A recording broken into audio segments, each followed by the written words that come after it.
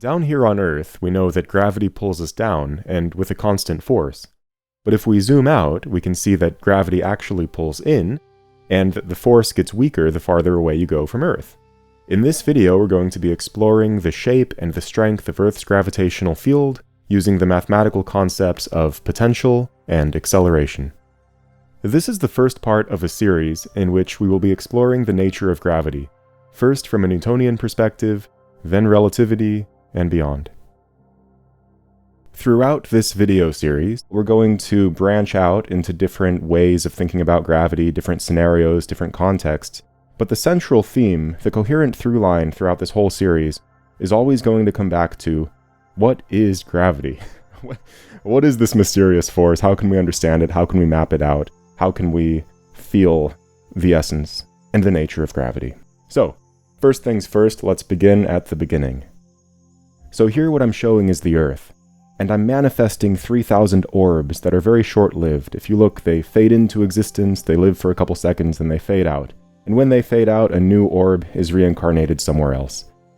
Now you might be thinking, Rich, what's the deal with all these orbs?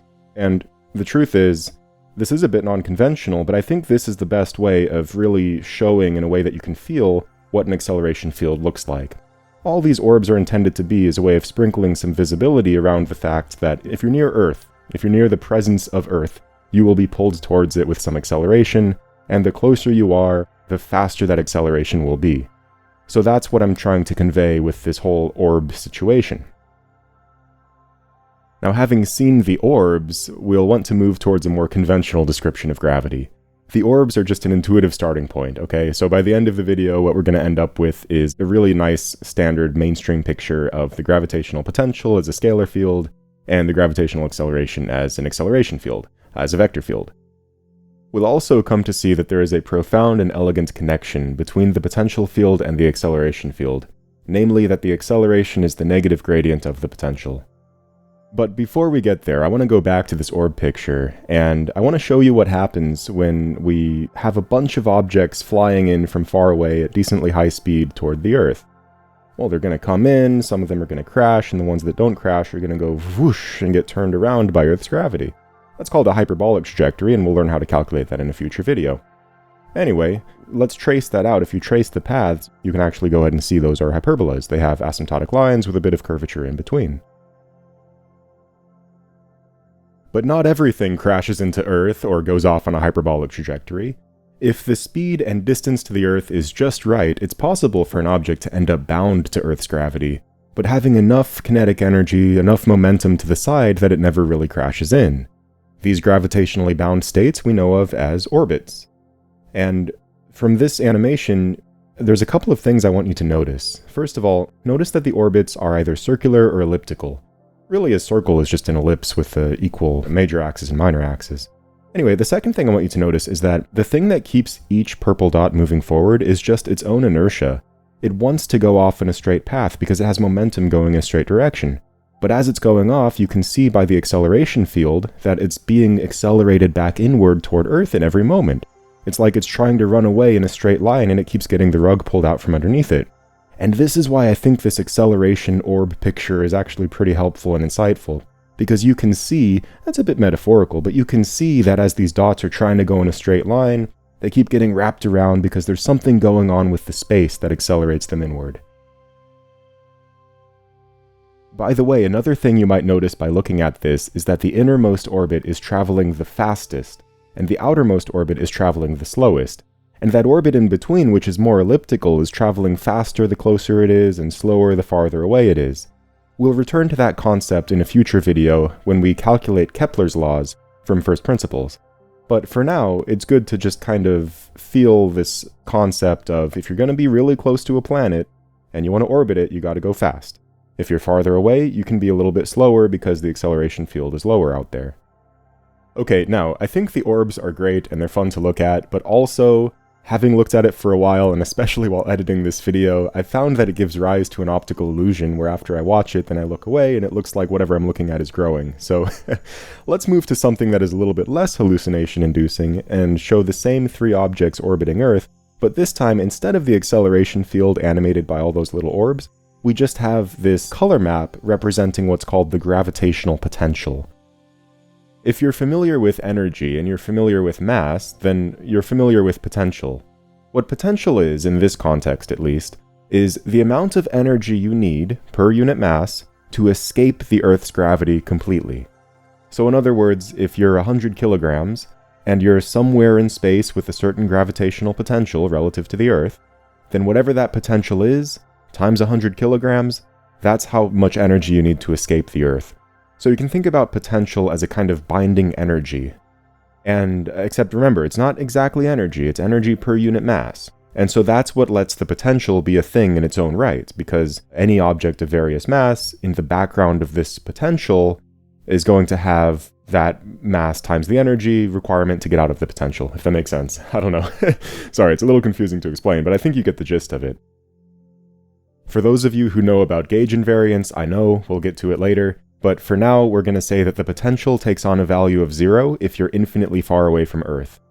Or, infinite meaning super far. So if you're on the other side of the universe from Earth, then Earth's gravitational potential on you in that situation is 0, basically. Or it's like 1 over 10 to the billionth power, or whatever it is. And then as you approach the Earth, as you get closer, the potential is actually a negative number. You can think of it as like you're falling into an energy hole, like you're falling into a hole or a well, and that's why the gravitational potential is often called a gravity well. As you get close to Earth, you start to get stuck in there, and then the value of the potential times your mass is the amount of energy you need to get back out. Alright, I don't want to belabor that point. Now, let's talk about the acceleration field. As I stated earlier in the video, you can calculate the acceleration field directly by taking the negative gradient of the potential. That's a really cool fact, and it has to do with the fact that force is the negative gradient of the potential energy. And so plotted here, now the thing is with vector plots, it's kind of hard to see because a vector field is at every point in space you have an arrow, and as you draw arrows, the arrows take up space. And so how do you really draw a vector field? It's hard to do without all the arrows overlapping, but I hope the picture here gives you some sense of the vector field. Of course, these pictures are useful for seeing it, but at the end of the day, what matters is the equation itself when we're doing calculations. So then let's take a moment to talk about these equations. First, starting with the potential, we have 3 factors, g, m, and r. G is a universal constant called the gravitational constant, and it basically sets the strength of the gravitational force. No one knows why g has the value it does. In fact, that's one of the biggest unsolved problems in physics. It's one of the hierarchy problems. Why is g such a small number? No one knows. M is the mass of the Earth. And so now, because m appears in the numerator of this equation, if you were to double the mass of the Earth, you would double the potential. And in general, whatever multiple you multiply the mass by, you multiply the potential by the same amount. So we say that the potential is scaling directly with the mass. More mass, more potential, less mass, less potential. That's why the Sun has a much stronger gravitational field than the Earth, because mass appears in the numerator of the equation, and it's just a straightforward linear scaling law. Okay, now in the denominator we see this variable r. What r is the radial distance from any particular point to the center of mass of the Earth.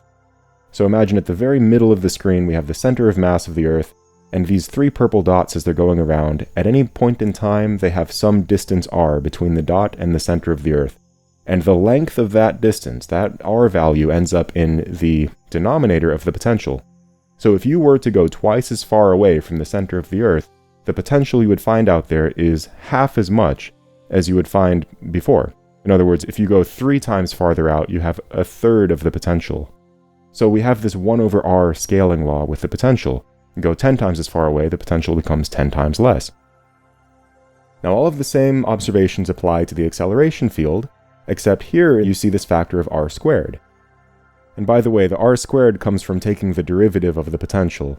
So because acceleration is the gradient of the potential, and because we're dealing with the spherically symmetric situation here, the gradient reduces to a derivative in r, and when you take the derivative of 1 over r, you get negative 1 over r squared, and then when you take the minus sign for the negative gradient, the 2 negatives cancel out, and so you end up with the original negative, which was in the equation to begin with.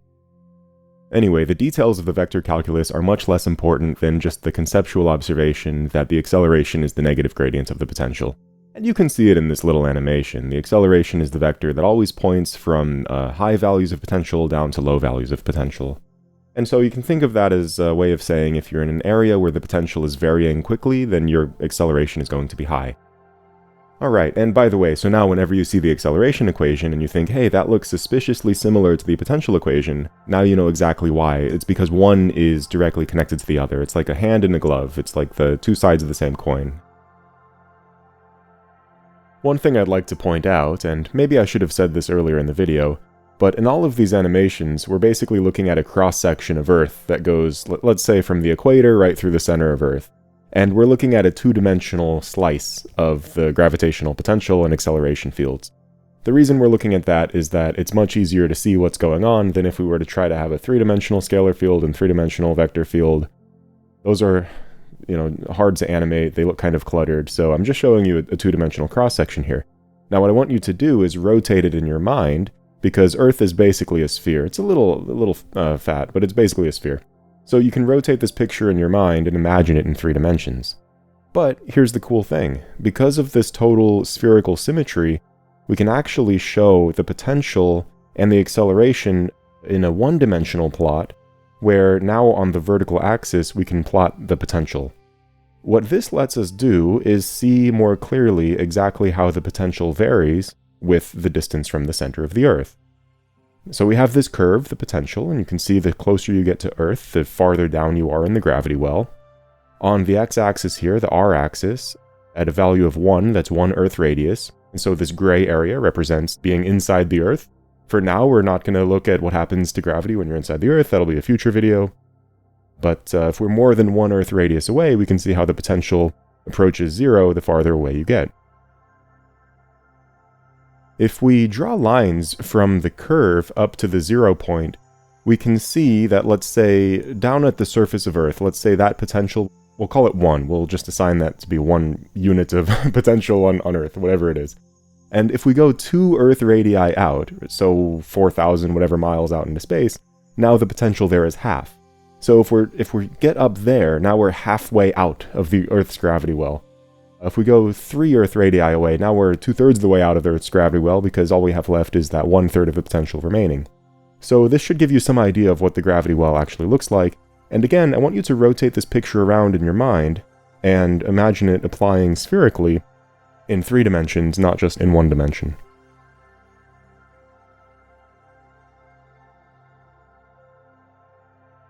Now that we know a thing or two about potential and acceleration, I want to show you one thing we can do with these concepts. And don't worry, there will be plenty of calculations like this to come in future videos, but for this video I just want to show you one down-to-earth calculation of something that these equations actually tell us. And that is, what is the escape velocity of the Earth? So the escape velocity is defined as the minimum speed that you would need to launch out of the Earth's atmosphere in order to just escape the gravity well totally and go flying away into space forever. Now if we want to calculate that, the conceptual starting point is, okay, well we have to pay off our gravitational potential energy debt, right? Debt sort of metaphorical, but actually it works in a literal sense. We have to pay that off with kinetic energy. So in other words, our debt plus our payment has to equal 0, just like finances. And except there's no interest in this case. Gravity loss. Well, anyway, so our gravitational potential energy plus our kinetic energy has to equal 0. Now the gravitational potential energy is calculated by the mass of the object. Let's say the object is you and a rocket. Actually no, rockets are confusing because they burn fuel as they go. Let's just say it's you, and however you're launching up, who cares? But you're launching right out of Earth and you have some mass. The mass times your potential has to equal your kinetic energy, which is given by 1/2 of your mass times your velocity squared. So just solving that equation, you can rearrange it, potential divided by mass, right? So potential equals 1/2 velocity squared. Then you can directly solve for velocity as the square root of -2 times the potential. Now we're experts on the potential, so we know that potential equals negative big G times mass of the Earth divided by the radius of the Earth. And by the way, if you're at sea level or at the top of the atmosphere, it doesn't really make a huge difference when you think about that R vector, because the Earth is huge, so the atmosphere is very thin. So in any case, R is just approximately the radius of the Earth. And here we have a nice easy formula. Your escape velocity is the square root of 2 times G times M over R. By the way, that doesn't just apply to Earth, it also applies to the Moon, it applies to the other planets. It's a universal law. Of course, in those cases, you have to plug in their respective masses and radii, but there you go, it's the same law. Alright, well, to use our formula, we need to know the values of G, M, and R, that is, the gravitational constant, mass of the Earth, and the radius of the Earth. Now, if you're wondering, how can we possibly know these things? That's the right instinct to have. A scientifically minded person should always be skeptical. Well, the radius of the Earth has been known since at least the 2nd century BC, when Eratosthenes, however you pronounce his name, when that guy did the thing with the sticks in the different cities, he estimated Earth to pretty good accuracy. Anyway, since then, we know how big Earth is, we know where cities are and how the whole globe is, so we know the radius of the Earth, okay? It's about 6,371 kilometers on average. It is an oblate spheroid, so there is some variation, but that's pretty close. As far as the gravitational constant and mass of the Earth, these numbers are a little more mysterious. In a future video, I'll show you exactly how these can be measured. Basically, the gist of it is you can measure the product of G times M by dropping things and timing how fast they accelerate, and then you can split out those two factors, G and M, by doing Henry Cavendish's famous 1798 experiment. Again, we'll go over that in a future video. For now, let's just accept these numbers as given, Google them, look them up, this is what they are. Okay, so all we have to do is put these numbers into our square root 2gm over r equation. When we do that, we find there's numbers and there's units. Okay, crunch all the numbers together, and inside the square root, you get 12.508 times 10 to the 8th power. When you crunch all the units together, you get meters squared per second squared. This is because remember, Newton is a kilogram meter per second squared. So then you have a Newton meter squared per kilogram squared times kilogram per meter, you end up with meter squared per second squared. When you take the square root of that whole thing, the square root of the number becomes 11,180, and the units become meters per second. You write it as kilometers per second, and you end up with 11.18 kilometers per second, which is about 6.95 miles per second. If you want to escape the Earth's gravitational field, you've got to go pretty fast. So, yeah, think about that. Imagine a place that's about 7 miles away. Imagine going there in a second. It's crazy, but that's what it is. By the way, that's also the speed if you were to fall towards Earth from infinity. That's the speed that you would hit the atmosphere with, approximately. So, assuming you started off relatively not moving so fast relative to the Earth.